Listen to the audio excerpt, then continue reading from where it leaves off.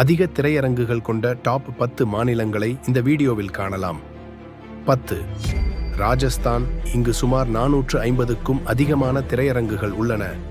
9. மத்திய பிரதேசம். இங்கு 500க்கும் அதிகமான திரையரங்குகள் உள்ளன. 8. குஜராத். இங்கு சுமார் 600க்கும் அதிகமான திரையரங்குகள் உள்ளன. 7. கேரளா.